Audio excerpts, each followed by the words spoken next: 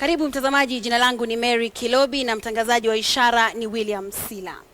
Gavana wa Nairobi Evans Kidero ametishia kuwashtaki wanaomhusisha na madai ya utoaji mlungula kwa jaji wa mahakama ya juu. Kidero ametoa kauli hiyo baada ya kuhojiwa na kamati maalum ya tume ya huduma kwa mahakama. Aidha, wakili maarufu ambaye ni KTN amekuwa mmoja wa mawakili wawili ambao walihojiwa, ambapo amekanusha vikali kuhusika katika sakata hiyo. Mwanahabari wetu Hussein Mohamed anaarifu.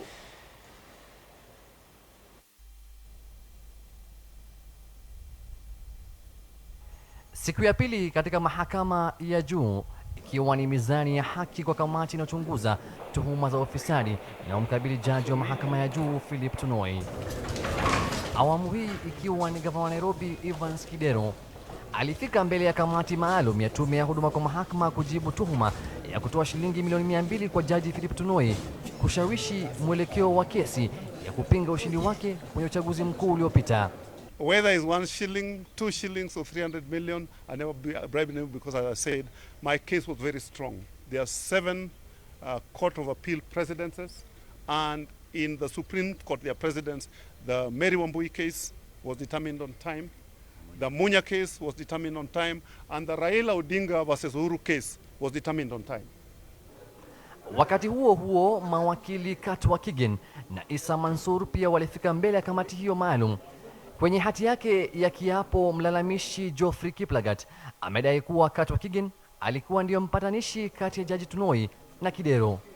Hata hivyo, Kigen alikanusha madai hayo, akisema kuwa alimjua Kiplagat kuwa mwanahabari wa Kass FM wala hakuna jingine.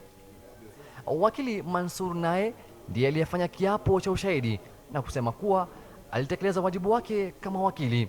Aidha, Kidero amesema kuwa hawajui. As I said before, I don't know the judge. I've seen him on TV, and the closest ever I came to him was when my case was being heard. Secondly, the KTN, I don't know him. I mean, I've only seen him.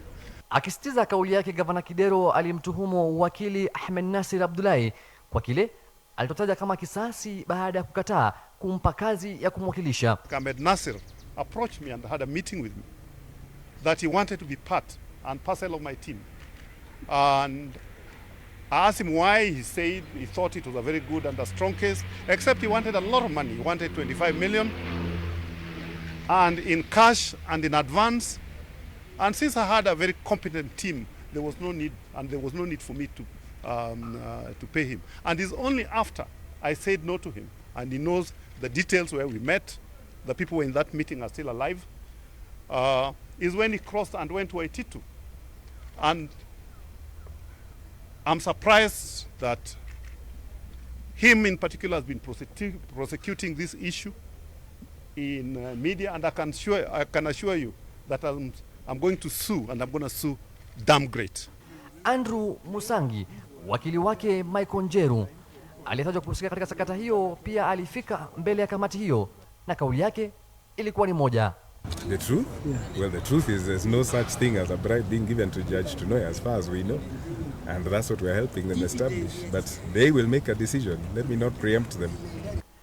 Hadi kwa sasa kamati hiyo maalum imefikia hatma ya kuwahoji mashahidi waliotajwa katika sakata zima. Gavana Kidero aidha anasema hatakomea hapo. I'm going to sue everybody who's ever associated me with this issue, including the newspapers and the TV stations. How come this now? Mashahidi watatu wameweza kufika mbele ya tume ya huduma kwa mahakama mapema hii leo katika sakata hii ambayo imeonekana kufungua ukurasa mpya, ukurasa wa madai tofauti. Lakini macho yote yanaangazia tume hiyo hapo kesho watakapotoa suluhu katika swala hili. Hussein Mohamed, KTN Leo, Nairobi. Na mtazamaji, tukiachana na hayo, wafanyikazi kwenye mradi wa reli wa Standard Gauge eneo la Syokimau wamegoma hii leo, ikiwa ni mara ya 3 katika kipindi cha chini ya wiki moja, wakilalamikia malipo duni na hali mbaya ya kazi. Wafanyikazi hao waliandamana kwenye barabara kuu ya Mombasa kabla ya kutawanywa na polisi mapema hii leo. Mwanahabari wetu Mark Namaso na taarifa zaidi.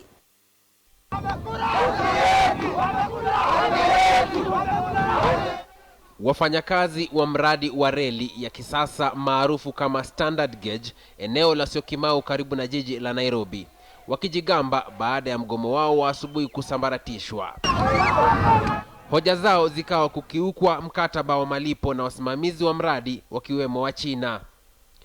Walituonyesha stakabadhi zilizoratibu malipo, wengine wakidai walioahidiwa kulipwa shilingi 130 kwa saa, lakini zinazoingia mkobani mwisho wa siku zikiwa zimepunguzwa hadi 100 na mara nyingine hata 70 tu. Just imagine ukilipwa na 58 shillings. Na hiyo pesa ni kidogo sana, ukienda kuangalia kwa siku ni kitu 400. Na 400 hakuna mahali inaweza kusaidia saa hii. Ndio ukiangalia mtu kama mimi natoka huko Embakasi, kila siku lazima nitumie fare ya 100. Aidha, wanadai kwamba hata baada ya kufululiza hadi kwenye afisi ya rais hapo jana na kuwasilisha hoja zao, hawajafua dafu. Tulifika tukaongea na askari hapo nje, akatuambia rais ametoka ameenda Nyeri.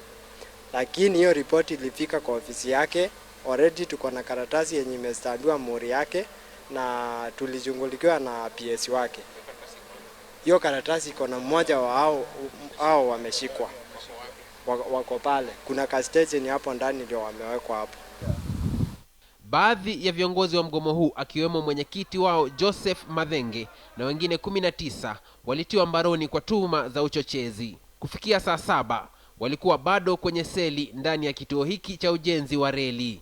Juu hata saa hii tukienda pale kwa gate utaona kuna notice wameshaweka. Wanataka wafanyikazi wengine wapya. Sasa utaenda kwanza ufukuze huyu ulikuwa umeajiri, utamlipa benefits zake zote ndio muaende ndio waajiri mwingine, ama kwanza utaajiri mwingine before hujalipa huyu. Hiyo haiwezekani. Tulipojaribu kupata maelezo ya wasimamizi wa mradi huu, walikataa kuzungumza na wanahabari, wakisema kupitia kwa inspekta mmoja wa polisi kwa jina Isaac Barisa kwamba watazungumza na wanahabari watakapoona haja ya kufanya hivyo. Wengine walisalia wakitazama kwa umbali huku polisi wakiweka ulinzi mkali.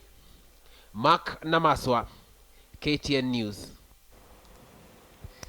Waziri wa Elimu Dr. Fred Matiang'i ametoa agizo kwa wakuu wa shule kuhakikisha kuwa taasisi zao zimepata vyeti vya umiliki wa ardhi za shule hizo.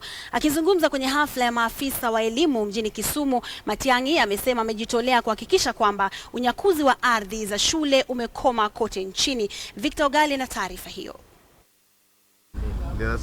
Shule za msingi na sekondari za umma katika siku za hivi karibuni zimeripotiwa kupokonywa ardhi na mabonyenye ambao huziacha bila hata viwanja vya kucheza. Kwa mujibu wa takwimu za tume ya ardhi nchini Kenya, kati ya shule 1032 ni shule 700 pekee ambazo zinamiliki cheti hicho, huku zingine 9000 zikiwa zinasubiri kupokea cheti hicho. We need to have information on all the schools, get this business of titling schools over and done with. And later on, as a result of the meeting we had this morning with the National Land Commission, a program that is coordinated by our colleague, the Director General, Leo, and a team that has been put together by the National Land Commission, is going to reach out to you, and we want those inventories on all the schools in your respective counties as soon as possible. Where there are challenges, like I know in Nairobi, I'm meeting with Governor Kidero on Thursday. Because we never thought, in our trust all over this country, we never thought that people in their rightful minds would go and steal land. Matiang'i aidha aliwaamuru maafisa wa elimu kuwajibika zaidi katika utendakazi wao, kwani wizara yake itaanza kufuatilia rekodi ya kila moja mwishoni mwa mwaka. We have been given particular targets and results that we must register. So it's not only you. I mean, that's how the world works. We must demonstrate that there is value for the money that the public is spending on us.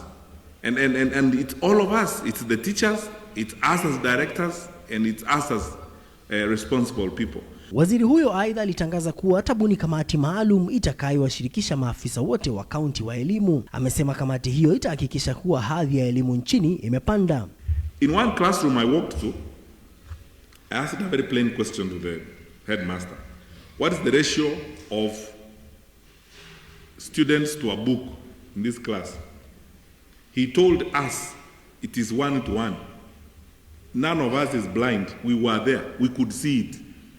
At best, it was 5:1 or something like that. The kids are struggling over a textbook, and they have different textbooks. So I asked the question, what lesson is this? Say social studies. But this pupil has got a mathematics textbook. The other one has got a Kiswahili textbook. So who provides guidance in this place? Matiang'i alikuwa akizungumza kwenye warsha ya maafisa wakuu wa idara ya elimu nchini jijini Kisumu. Victor Ogale, KTN News, kaunti ya Kisumu. Serikali ya kaunti ya Elgeyo Marakwet imetangaza kuzinduliwa rasmi kwa mbuga ya wanyama ya Rimoi. Mbuga hiyo itakayozinduliwa rasmi tarehe 11 mwezi ujao ni mojawapo ya njia za kuwakaribisha watalii katika kaunti hiyo. Gavana wa Elgeyo Alex Tolgos ameitaja kaunti hiyo kuwa yenye rasilimali za kutosha kuweza kuwavutia watalii humu nchini na vile kimataifa. Tolgos alikuwa akizungumza alipozuru makao makuu ya Standard Group ambapo amekutana na afisa mkuu mtendaji Sam Sholei. In Elgeyo Marakwet there is a national park with some of the largest number of elephants. I think if you talk to Kenyans, they would think that elephants are only found in Tsavo and maybe in Masai Mara. So I'm happy that you are going to tell them that the elephants are also in Elgeyo Marakwet, and that there will be more animals that will be taken to that part of the country later on. So welcome. We support the work that you are doing in the county, in all areas, in education, in the health sector, in the road infrastructure, providing water and sanitation services, and better road network, and now opening up that part of the country to tourism. We are impressed with the number of tourists who are now touring our area, especially the local tourists, because we know sometimes, last year we had a lot of challenges with travel advisories and the insecurity issues in Kenya. But I know for local tourists, you don't need to worry when there are such travel advisories. Na mtazamaji, ni wakati wako wa kuweza kujifunza lugha teule ya Kiswahili, na kukukumbusha tu wakati ama katika sehemu yetu ya pili kwenye kurunzi la Jumanne, mtazamaji, hii leo tunaangazia ufisadi katika mahakama ya juu. Swali langu kwako ni je, una imani ama ungali na imani na katika mahakama ya juu? Waweza kutoa mchango wako ama kushiriki katika mahojiano haya kupitia nambari 22155. Wageni wangu kwenye studio hii leo ni Gertrude Angote ambaye ni mwanachama wa LSK, na vile Danstan Omari ambaye ni wakili na vile mhadhiri mkuu ama mhadhiri katika chuo kikuu cha Catholic. Basi jifunze lugha ya Kiswahili. Nitarejea na habari zaidi.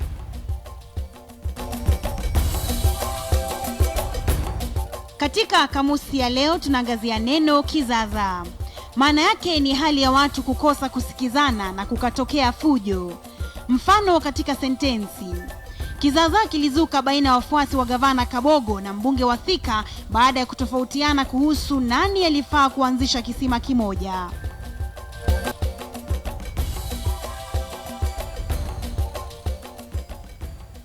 Karibu tena mtazamaji, unatazama taarifa za KTN Leo. Kamati ya Seneti kuhusu teknolojia na mawasiliano imezuru kaunti ya Migori hii leo, ambapo ilipongeza juhudi za kaunti hiyo kuiendeleza utumiaji wa teknolojia kwenye huduma za umma katika kaunti. Rashid Ronald amekutana na kamati hiyo huko Migori. Kamati ya bunge la Seneti inayohusika na teknolojia ya mawasiliano ilikuwa katika kaunti ya Migori kujionea kuhusu teknolojia hii, na ilionekana kuridhika na jinsi kaunti hii ilivyojizatiti get to understand what they are doing on the ground on matters ICT. We have also in our oversight role been quite impressed with what we have heard from the governor's team and what they are doing, all the way from LED, introducing LED advertising. That's a move forward. We are now the first county to install this LED thing, and we are also saying that in my cabinet meetings we have now gone paperless. Miongoni mwa iliyotekeleza katika sekta hii ni kule kuanzishwa kwa runinga maalum katika maeneo mbalimbali kwenye kaunti, ambapo inatangaza mambo mengi ya maendeleo. We have already started approaching the private sector to advertise on those billboard. So basically at the end of the day we are generating money for the county. Kila kaunti inatarajiwa kutumia takriban 5% ya bajeti yake katika kuimarisha sekta ya teknolojia ya mawasiliano. Rashid Ronald, KTN Leo, katika kaunti ya Migori. Na mtazamaji, tukitoka katika kaunti ya Migori, basi tupate soko la hisa.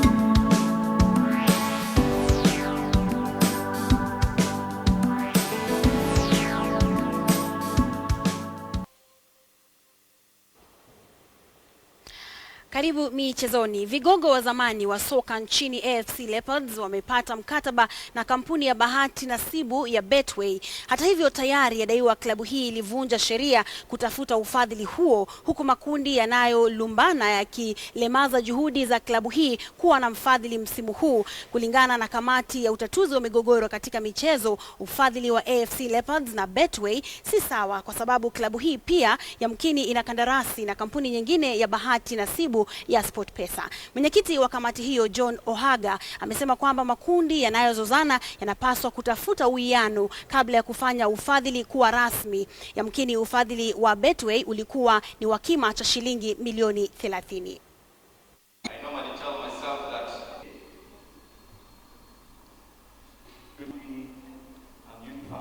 But what better way to start off and enter the Kenyan market with a local partnership with what surely has got to be the best soccer team in Kenya, with so much history. And we are so excited about what we can bring.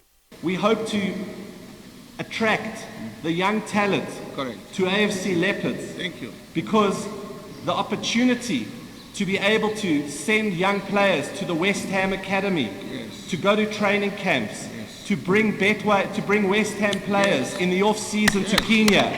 I've admired their contract. They are not making us to be slaves. We want this club to be self-sustaining. Even after the sponsorship, AFC Leopards should now sponsor other people. And this we can do what Betway has offered us. One, exchange program between our youth, because they are going to support us in nurturing the youth by having and kitting under 19 AFC Leopard youth. Dereva wa kutajika katika mashindano ya mbio za magari ya humu nchini Eric Bengi anatumai kutoa taji la kitengo cha 2WD mwaka huu. Hii ni baada ya dereva kumaliza wa pili katika kitengo hicho msimu uliopita. Robinson Okenya alizungumza naye na kuandaa taarifa ifuatayo.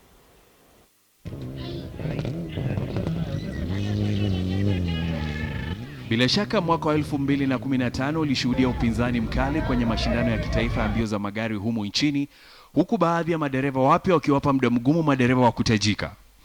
Eric Bengi ni mmoja wa wale madereva waliong'aa katika mashindano hayo. Bengi ambaye alikuwa akishiriki katika kitengo cha 2WD alipata upinzani mkali kutoka kwa Leonardo Varase ambaye hatimaye alipata kutoa taji hilo, huku Bengi akimaliza wa pili. Licha ya kutoshinda taji hilo, Bengi anaamini kwamba alikuwa na msimu wa kufana. We compete at a different level, and the purpose for starting in this car at this point in time was actually to gauge our abilities and to learn more and more as we prepare to advance.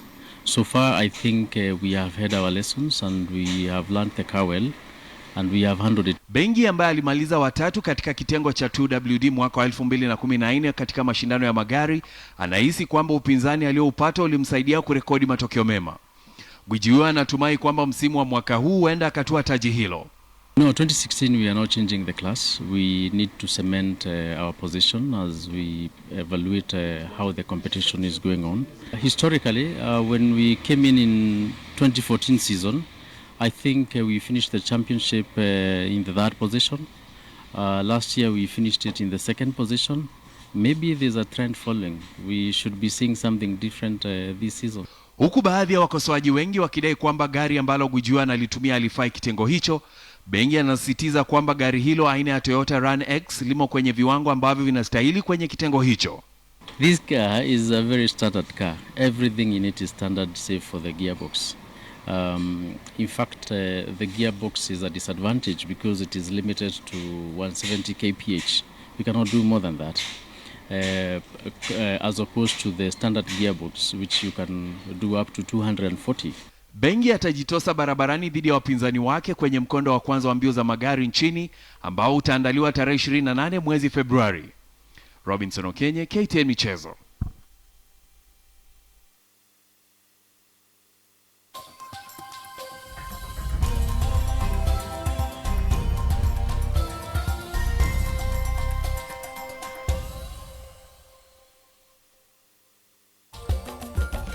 Na mtazamaji, asante sana kwa kuungana nasi kwa awamu ya kwanza ya taarifa za KTN leo. Na basi upande wa pili kwenye KTN News tutaendeleza majadiliano yetu, ambapo hii leo tunaangazia ufisadi katika mahakama ya juu. Nilikuuliza swali awali iwapo una imani na mahakama ya juu. Mgeni wangu hii leo kwenye studio ni Danstan Omari ambaye ni wakili na vile vile mhadhiri katika chuo kikuu cha Catholic. Na vile vile tutakuwa naye iwapo tutafika kwa wakati Gertrude Angote ambaye ni mwanachama wa LSK. Tuma maoni yako kwenye nambari 22155 na tutaweza yale ambayo tutaweza kujibu ama wakili ataweza kukujibu, ataweza kukupa mwelekeo kuhusiana na kesi ambayo inamkabili Jaji Philip Tunoi. Basi asante sana mtazamaji, tuonane upande mwingine wa studio kwenye KTN News.